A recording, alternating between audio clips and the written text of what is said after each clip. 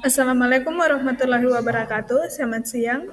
Terima kasih atas kesempatan yang diberikan kepada kami untuk mempresentasikan tentang mekanisme penyakit pada level molekuler, mutasi genetik, dan penyakit terkait mutasi.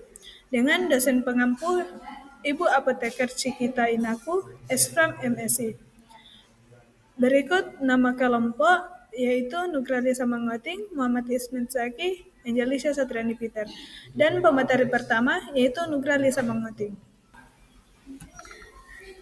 Baik, di sini saya akan membacakan materi yang pertama yaitu definisi mutasi genetik. Mutasi genetik adalah perubahan permanen dalam urutan basa DNA yang membentuk gen. Perubahan ini dapat terjadi secara alami atau spontan atau akibat pengaruh eksternal terinduksi. Perubahan ini dapat terjadi secara spontan akibat kesalahan dalam replikasi DNA atau proses metabolisme sel, atau dapat diindikasikan oleh agen eksternal yang disebut mutagen seperti radiasi, bahan kimia, atau virus. Kemudian ada klasifikasi mutasi. Berdasarkan lokasi, mutasi dapat terjadi pada dua tingkat, gen dan kromosom. Mutasi gen terjadi pada urutan basa dalam suatu gen tertentu, sedangkan mutasi kromosom melibatkan perubahan struktur atau jumlah kromosom seperti duplikasi, delesi, inversi, atau translokasi. Kemudian berdasarkan sifat perubahannya. Mutasi dapat berupa substitusi atau penggantian suatu bahasa dengan bahasa lainnya. Insersi, penambahan satu atau lebih bahasa, atau delesi, penghapusan satu atau lebih bahasa. Perubahan ini dapat mempengaruhi kerangka pembacaan kodon dalam mRNA, terutama jika jumlah bahasa yang ditambahkan atau dihapus bukan kelipatan 3. Kemudian ada mutasi titik atau poin. Mutasi titik adalah perubahan pada suatu basa dalam urutan DNA. Anemia sel sabit disebabkan oleh mutasi titik pada gen HBB yang mengkode rantai beta globin hemoglobin. Mutasi ini menggantikan basa adenim A dengan tinim atau T pada kodon ke-6, mengubah asam glutamate atau GLU menjadi valin pada posisi beta-6. Perubahan ini menghasilkan hemoglobin S HbS yang cenderung membentuk serat kaku pada kadar oksigen rendah. Kemudian ada jenis-jenis mutasi. Yang pertama itu ada mutasi Frameshiv. Mutasi Frameshiv adalah perubahan dalam urutan DNA yang disebabkan oleh insersi atau delesi dalam satu atau lebih nukleotida dengan jumlah yang bukan kelipatan 3. Contoh penyakitnya itu ada Tay-Sachs, fibrosis kistik, dan beberapa jenis kanker. Kemudian jenis yang kedua itu ada mutasi nonsens. Mutasi nonsens adalah perubahan pada urutan DNA yang menghasilkan kodon stop prematur yang menyebabkan penghentian sintesis protein sebelum selesai. Akibatnya terbentuk protein yang terpotong dan biasanya tidak fungsional karena bagian penting dari rantai polipeptida tidak terbentuk. Kemudian ada jenis yang ketiga yaitu mekanisme terjadinya mutasi. Kesalahan replikasi DNA terjadi ketika enzim DNA polimerase memasukkan nukleotida yang salah ke dalam rantai DNA yang sedang disalin. Kemudian paparan mutasi atau radiasi dan bahan kimia. Paparan agen seperti sinar ultraviolet atau sinar UV, sinar X, dan bahkan sinar kimia seperti asam nitrit dapat merusak struktur DNA dan menyebabkan perubahan pasangan basa atau pemutusan rantai DNA yang mengarah pada mutasi. Kemudian ada DNA repair system. Yang pertama itu mismatch repair atau MMR. Dia itu memperbaiki kesalahan pasangan basa yang terjadi selama replikasi DNA, seperti mispairing atau loop insersi atau delesi. Ada gambarnya di bawah. Kemudian ada base excision repair atau BER. untuk mengatasi kerusakan basa tunggal akibat oksidasi, deaminasi atau alkiasi. Kemudian nukleotida excision repair atau NER yang memperbaiki kerusakan DNA yang menyebabkan distorsi helix seperti di dimertimin akibat paparan sinar UV. Gambarnya ada di bawah. Kemudian ada konsekuensi mutasi pada protein. Nah, perubahan struktur dan fungsi protein. Mutasi dapat menyebabkan perubahan dalam urutan asam amino yang berpotensi mengubah struktur tiga dimensi protein dan mengganggu fungsi biologisnya. Dan gambarnya ada di bawah. Kemudian ada hilangnya aktivitas enzimatik. Mutasi dapat merusak situs aktif enzim dan mengurangi atau menghilangkan kemampuan enzim untuk mengkatalisis reaksi kimia. Gambarnya juga ada di bagian bawah. Kemudian gangguan transport molekul. Mutasi pada protein transport dapat mengganggu kemampuan sel untuk memindahkan molekul yang melintasi membran. Contohnya juga ada di bawah. Selanjutnya materi akan dibawa oleh pemateri kedua yaitu Angelisa Satriani Peter. Selanjutnya yaitu mutasi germline versus somatic. Mutasi germline terjadi pada sperma atau sel telur dan dapat diturunkan ke turunan. Mutasi ini pada di setiap sel tubuh individu dan dapat meningkatkan resiko penyakit genetik seperti kanker. Mutasi somatik terjadi pada sel tubuh selain sel kelamin setelah konsepsi. Mutasi ini dapat diwariskan dan hanya terdapat pada sel yang terpengaruh serta keturunannya. Gambarnya berikut ini. Selanjutnya yaitu penyakit genetik akibat mutasi. Yang pertama itu thalassemia, gangguan darah genetik yang disebabkan oleh mutasi pada gen pengkode rantai globin. Yang kedua ada hemofila. Hemofila yaitu gangguan peredaran darah yang disebabkan oleh mutasi pada gen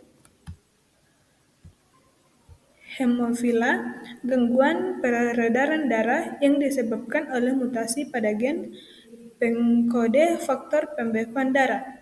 Cystic fibrosis, penyebab oleh mutasi pada gen CFTR yang pengkode protein pengatur konduktasi transmembran cystic fibrosis. Yang keempat itu Huntington's disease, kelainan neurodegeneratif yang disebabkan oleh ekspansi trinukleotida CAG pada penyakit HTT. Berikutnya yaitu cystic fibrosis, yaitu yang pertama mutasi melibatkan penghapusan 3 nukleotida yang menyebabkan hilangnya phenylalanine pada posisi 508 pada contoh gambar di bawah. Gangguan saluran ion Cl, mutasi AF508 menyebabkan saluran CFTR tidak berfungsi dengan baik, mengakibatkan transportasi ion klorida yang terganggu. Sebagai contoh gambar di bawah. Target terapi infektor adalah CFTR potentiator yang meningkatkan probabilitas seluruh CFTR terbuka pada mutasi gating seperti G551D. Anemia sel sabit. Yang pertama itu mutasi pada gen HBB.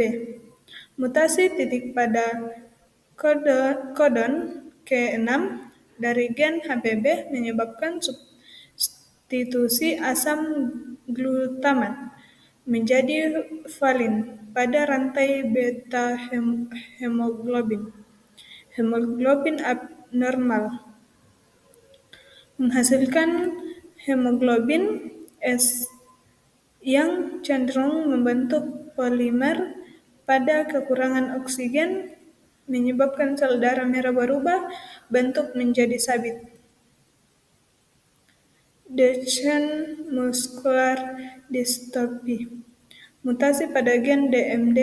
DMD disebabkan oleh mutasi pada gen DMD yang terletak di kromosom XP21. Gen ini mengkode protein dystrofina yang berfungsi menjaga stabilitas membran sel otot.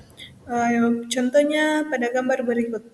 Penurunan kekuatan otot progresif. Gejala DMD biasanya muncul pada usia 2 hingga 3 tahun, mulai dengan kelemahan otot pada kaki dan panggul. Mutasi dan kanker.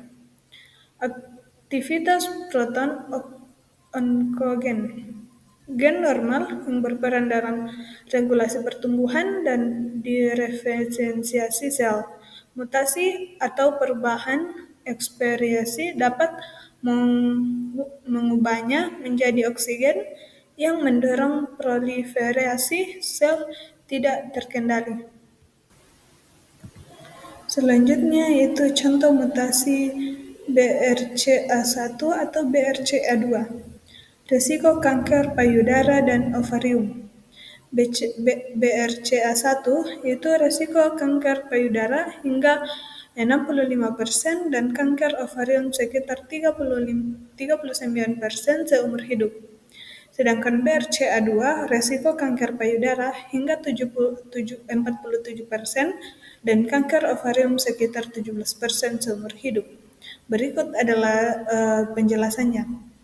Dan yang kedua itu terapi inhibitor PARP.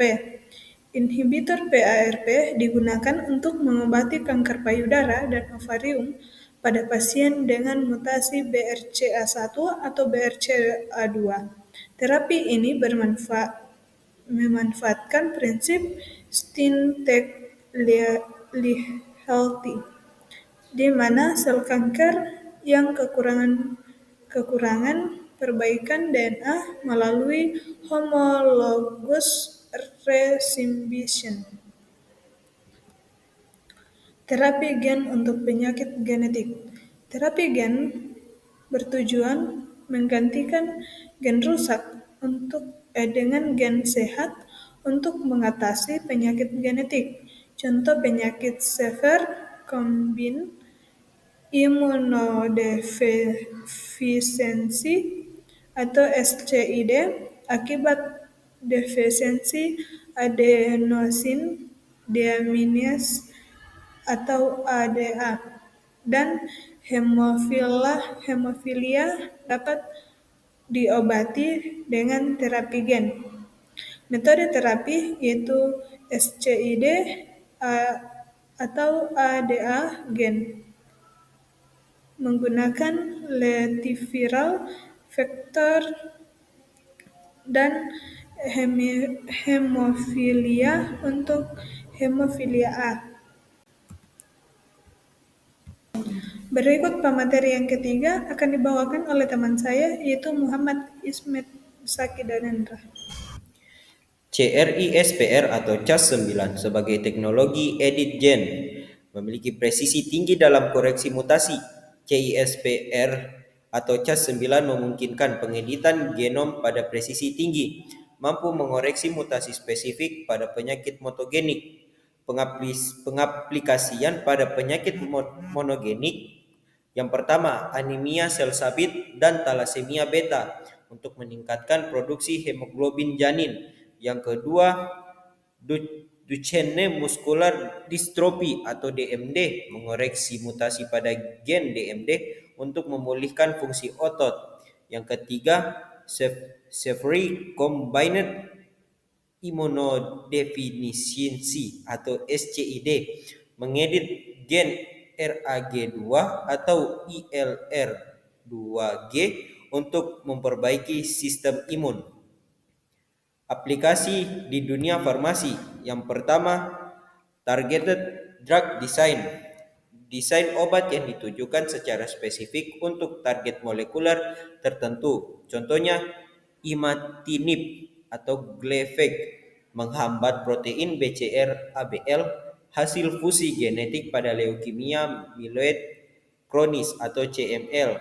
Yang kedua, terapi presisi atau precision medicine. Pengobatan yang disesuaikan dengan profil genetik atau mutasi spesifik pasien, mengoptimalkan efektivitas dan meminimalkan efek samping. Studi kasus singkat yaitu talasemia terapi gen CRISPR atau CAS9. Seorang pasien wanita berusia 19 tahun dengan talasemia mayor yang sebelumnya menerima 31 unit sel darah merah per tahun. Sel puncak hematopoietik CD34+, pasien dimodifikasi menggunakan teknologi CRISPR atau Cas9 untuk mengedit gen HBG1 atau HBG2 meningkatkan produksi hemoglobin janin atau HbF.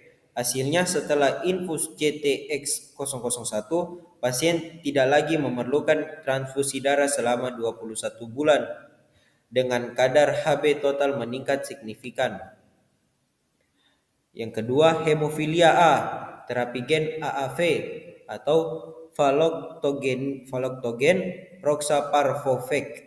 Seorang pria dewasa dengan hemofilia A berat dengan kadar faktor 8 kurang 1 IU per DL, infus tunggal Valoctogen roxaparvovec atau Roctavian, vektor AAV5 yang mengkode faktor 8 VII, hasilnya penurunan signifikan dalam frekuensi pendarahan tahunan dan peningkatan kadar faktor VII pasca terapi.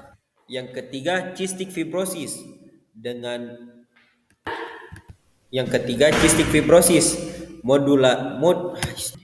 ketiga ada cystic fibrosis modulator CFTR. Seorang pasien dewasa dengan mutasi F508del pada gen CFTR. Terapi kombinasi I-faktor atau LUMA faktor untuk meningkatkan fungsi CFTR. Hasilnya peningkatan signifikan dalam fungsi paru, penurunan frekuensi eksaserbasi, dan peningkatan kualitas hidup. Dan selanjutnya, kanker payudara dengan mutasi BRCA, inhibitor PARP. Seorang wanita dewasa dengan kanker payudara positif BRCA1, terapi dengan inhibitor PARP, misalnya olaparib, untuk menginduksi kematian sel kanker melalui mekanisme sintesis DNA yang rusak.